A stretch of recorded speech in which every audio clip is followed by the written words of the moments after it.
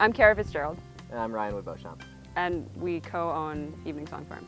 We grow about 3 acres of specialty vegetables that we sell to CSA members, farmers markets, and restaurants. This is our 3rd year growing vegetables. First year we started our own garden was in Pennsylvania.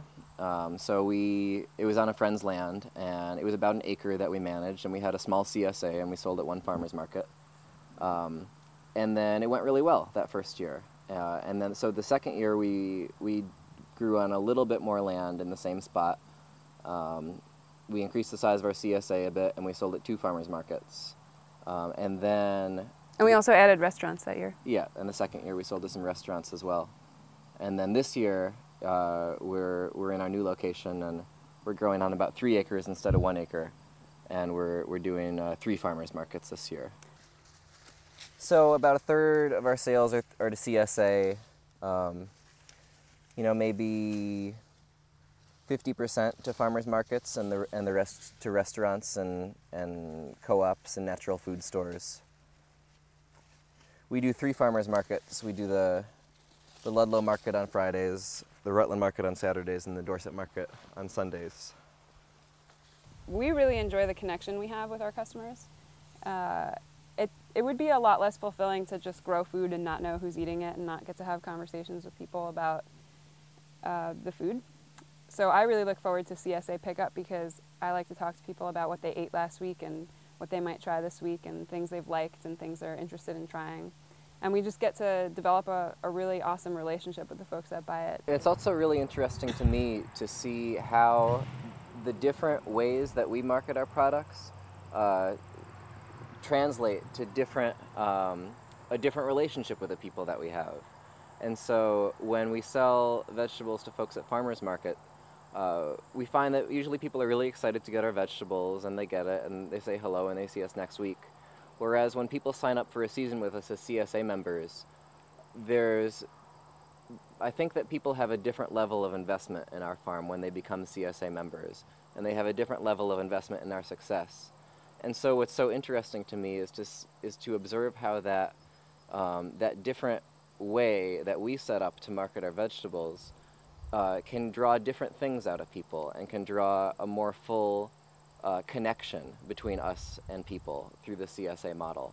And so I'm really optimistic to expand on that and to see how we can set our business up to create the strongest level of connection between us and our customers. But it's really our goal to figure out how to make local food not just the healthier, tastier choice, but also the more economical, convenient choice, because I appreciate being able to start a business on local food during this trendy phase of turning to local food, and it's super helpful, and I'm so glad that it's a trend. But trends don't always last, and I truthfully believe that our communities are healthiest when we're eating really healthy food, and I think this is the best option. So it's our goal to be able to feed more people at an affordable level, and we think we can do that through the CSA model.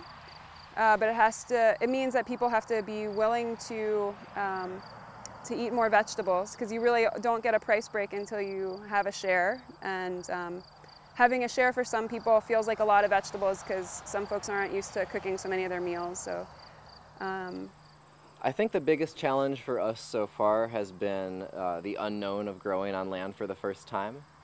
This land hadn't been farmed before, and we sort of jumped into it head first, and we plowed it up last year and cover cropped it and spread some compost on it, and we went straight to full-on growing vegetables this year, which was a pretty risky move that we did, rather than easing our way into it a little bit more slowly. So the biggest challenge for us has been the unknown of that, the unknown of not being sure how our land was going to produce, and having some issues come up in terms of production that we've had to work with. Also with this area, I mean, we had lived and farmed in northern Vermont, and then we market farmed in northeastern Pennsylvania, which has similar frost dates to here, but very different snow load and very different wind. We're in a little wind pocket, and I think we've experienced some unexpected challenges with weather that, yeah, we just didn't anticipate. I think that's what's unique to this area, but probably some of our biggest challenges also aren't unique to this area, and that is just starting a farm business is so tiring. It takes a lot of labor. I think there's a direct relationship between capital and the labor that you put in. So if you have maybe more access to capital, then you can hire more folks to help you. And you can have machinery that can reduce your labor inputs. Right, but there's only so many hours in a day. So I think some of the challenges we've experienced are either we would love either more time or more capital to start a business, or both. Feliciana works with us full time, and she's a friend from college who's helping us out. And Megan's passing through, looking for a place to stay for a few days, so I put her right to work. We wrote a business plan and thought that we could do this alone because we have an amazing mentor couple in the Ithaca area who's now in their 10th year of running a CSA and market garden, similar size to Ryan and I. So we're sort of trying to mimic their operation. And they've been doing it just the two of them with the help of some work shares through their CSA for harvesting help. So anyway, we thought that was doable, but they must be like superhuman. We expect it to be an insane amount of work in the beginning, but we think that to maintain this business, we're going to have to change our plans and actually be able to hire people. We didn't realize this when we found this place because we weren't looking. We weren't in particular looking to find land in this area, and then once we found this spot, as we began to learn more and more about this area, there's a really solid support network for farmers here. For new farmers, there's a lot of educational opportunities to for us to learn how to improve our farming operation, and to learn about other possibilities that we might consider adding in the future. And also there seems to be the people in this area seem to be really supportive of farmers and of locally grown food. Raffle's done a ton already for us.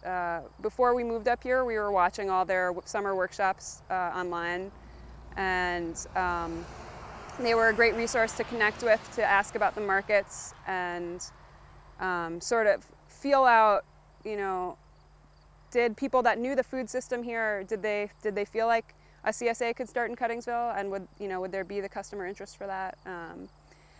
And they've also been facilitating a farmer collaborative to collaboratively sell produce for small farms. And that's been really helpful. It hasn't taken off this year, but I think the most important thing is to get farmers to start talking about how we can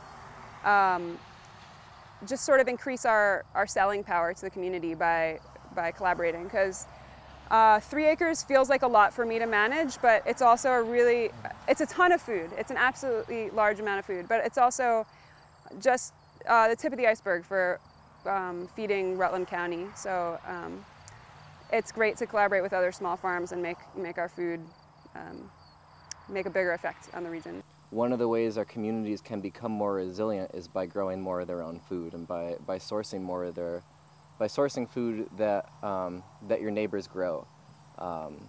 So what fuels me in doing this is the possibility of creating a more resilient, not just a more resilient community of life in our gardens, but also a more resilient human community that we live with. And there's lots of things that motivate me. I mean, there's the sort of silly, superficial ones of getting to work for yourself, getting to work outside, which are awesome, but there's other ways to achieve that. But similar to what Ryan was describing, I just truly believe that we need more people producing food on this scale. Is small right now, but as more cracks appear in the commercial food shed, we need to have a lot more small farms that know how to produce a fair bit of food for the communities that we live in.